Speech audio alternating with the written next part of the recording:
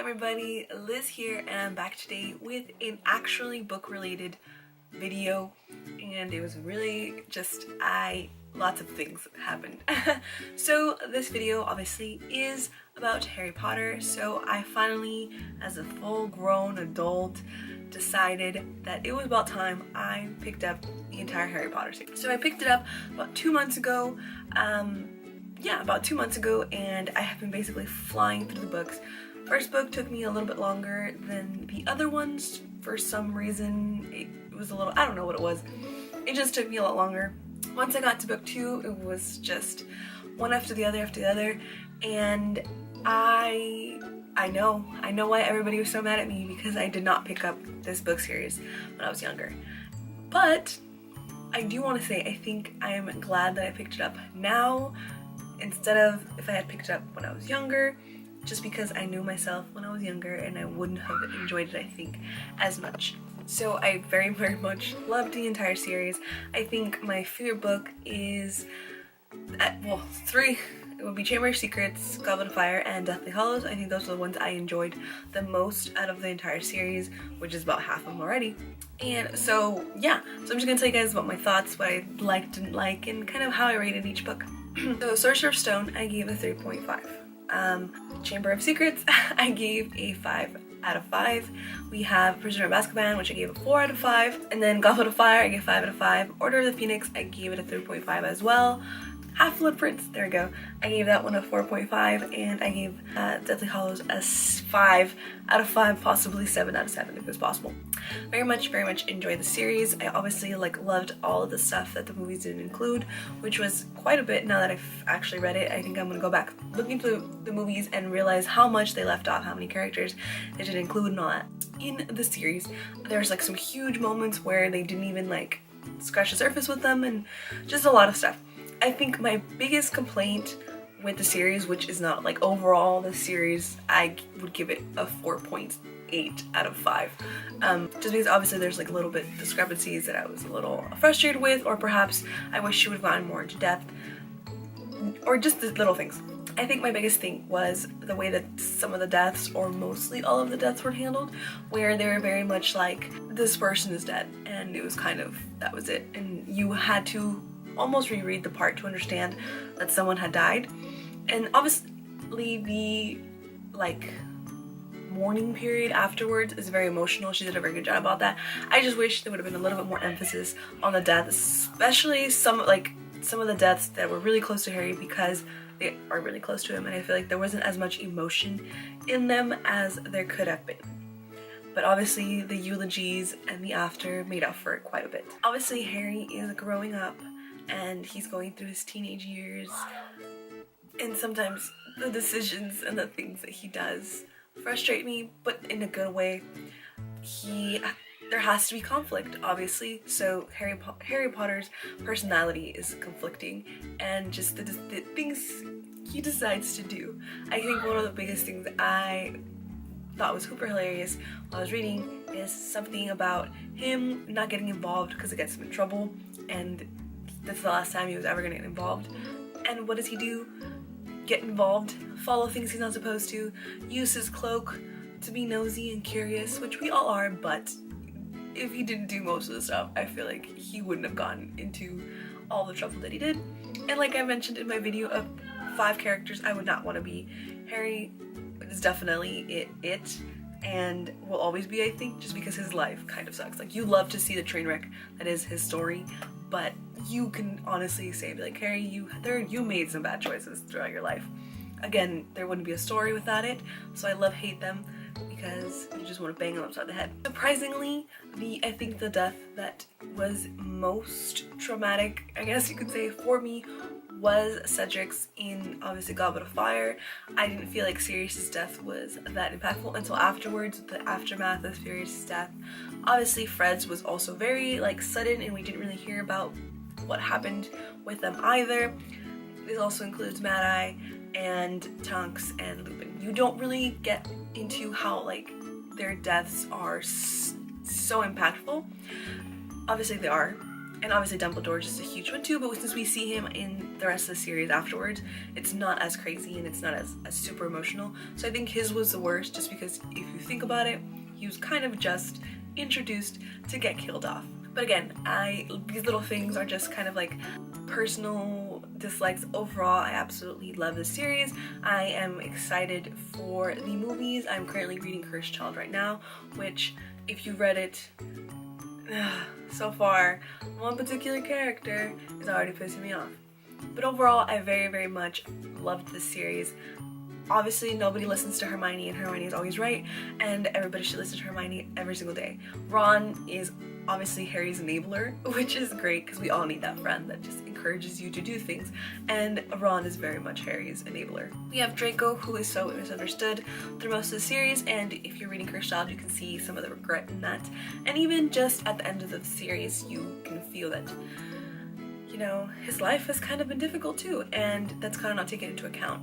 Also, obviously, since I am a Slytherin, the hate that we get is extreme in this novel and in this series, but you know, that's just personal. I'm trying to think of specific things, but I just finished reading it 2 nights ago, and I'm having a hard time recalling everything other than the fact that I love the series.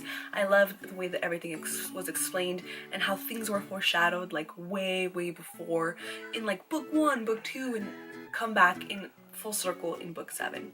Again, she had like 1,000,003 years to get everything perfected because it took her so long to get published and stuff, which is so amazing just because it is so complex. Like, there are names and book names and histories that obviously she had to think about to mention in her stories. So that's absolutely amazing. I wish she would continue writing in the Harry Potter world for like 1,000,003 years. I want to know about the before, the before, the history, all of that goodness. I want to know. I want to know everything. I want to know how Harry's parents got together, what caused Sirius to finally run away from his family, what made him decide that he didn't want to be a Black anymore, how Bellatrix Lestrange fell in love with Voldemort, because honestly, let's be realistic, she probably fell in love with him, how she decided to do all of that and come up and be a Death Eater, as well as Snape, his journey to become a Death Eater. Just everybody, kind of everything leading up to Harry's death. Harry's birth, obviously, you know what I'm talking about. And just all of that, because it is a huge chunk of kind of missing history, and we get a little bit of it here and there, especially like as the older characters start to come back and play a bigger role in the overall series.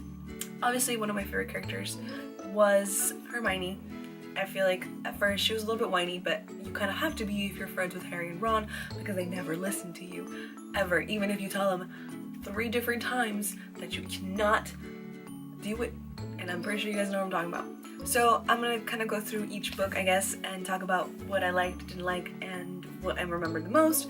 Obviously, book 1, we get the introduction into the wizarding world, which is always fun. It's great. I don't know why I didn't like it as much as I should have. I think it's because it was shorter and I wanted it to be longer once it was done, and because I was putting off reading it for like most of my adult life. I liked the way that magic is subtly introduced. It's not just smacking you in the face, and it's explained in a way that obviously is suitable for children, but doesn't feel dumbed down. Obviously Snape was a huge part, which we all hate but appreciate at the end. I don't get people who hate to love him, or people that are like, oh, he was such a hero. It's like, no, he was a huge dick to everybody. So you can't feel sorry for him at the end. You kind of like, he has a redemption, but that's about it. I think a redemption arc is all I can afford to give him, just because he was such a horrible person through most of the series, even though he repented and, you know, ensured Harry was safe, even though he was a complete, you know, horrible teacher, and he was the adult in the series, and you're gonna stoop down to a child's level. Really, Snape? Really? Obviously the Professor Quirrell thing, how Voldemort was able to like stick with him, that was weird. I don't think it was ever properly explained, or if it was, I cannot remember. Again, one of my least favorite, aside from Order of the Phoenix, but we'll get to that in a second. Chamber of Secrets, I very much enjoyed it. I loved the fact that they were doing, that's when Ron and Hermione really became Ron, Hermione, and Harry really, like, I think their bond as friends super hardcore solidified in that book. Obviously at the end of Sorcerer's Stone, when they had to go through like all that stuff to get to the Sorcerer's Stone, but I feel like it was more visible and more tangible in Chamber of Secrets. Obviously we get introduced to Ginny coming into Hogwarts and how she plays a huge role in it. Also, Ginny is a lot cooler in the book series. I think she's funnier, she plays a bigger role as opposed to the movies where she's just kind of there. A lot of things obviously get explained better. My voice is just gonna sound like a man the entire time. And how, you know, Tom Riddle's, here goes her planting like foreshadowing. Perhaps it wasn't, but it ended up being a huge foreshadowing. The way that someone's soul can get sucked into just so much. I just want to talk about the things I didn't like, and I think it was Harry being so whiny in Order of the Phoenix. It's just, I wanted to punch him in the face a lot of times. Like, yes, you have a valid reason to be upset, but he was just really whiny. I think that was, I liked the overall story and the overall plot of that book, but not specifically Harry in the book. I think he was, I mean, he's entitled to be whiny, I guess, but it was just like, really? Just, okay.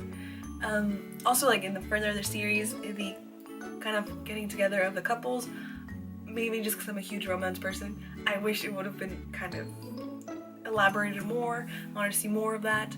I don't care if the books would have been like 900 pages each. I wanted all of the information. I'm sure there's other stuff. There's so much. I read it in such a short period of time that everything's just kind of like smushed in my head, like I can't think in a coherent manner right now. And again, now I'm reading Cursed Child, so everything's kind of just like meshing together in my head. The point is, I finally read the series after forever. I can officially call myself a Harry Potter fan, I guess. I've seen all the movies. I'm gonna rewatch all the movies now that I've read all the books, and probably reread the books eventually down the line since I have them all now, and just appreciate the amazing job that Miss Rowling did in creating this world.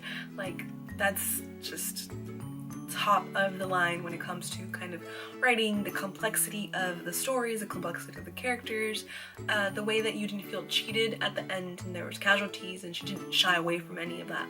Obviously this is kind of a coming of age story, but it's not at the same time, where some of the issues that perhaps you would read in adolescent literature or in middle grade like this is don't come up as much, which I don't mind. I don't particularly care for that, but you know, there's a little bit of it, as is, again, we grow up with Harry kind of, so you kind of see the progression of the person he becomes. Also, I know it's so weird to think, I very much enjoyed the fact that it was written in third person. I think if it would have been written in first person, it would have been quite more bland. It wouldn't have given you the depth that you wanted, especially because there is so much information getting thrown at you and so much, like, obviously fake history that gets thrown at you, and you kind of want to be able to feel the atmosphere for an entire scene, not just for what's going on in a particular character's point of view or in their mind. So I really, really like that.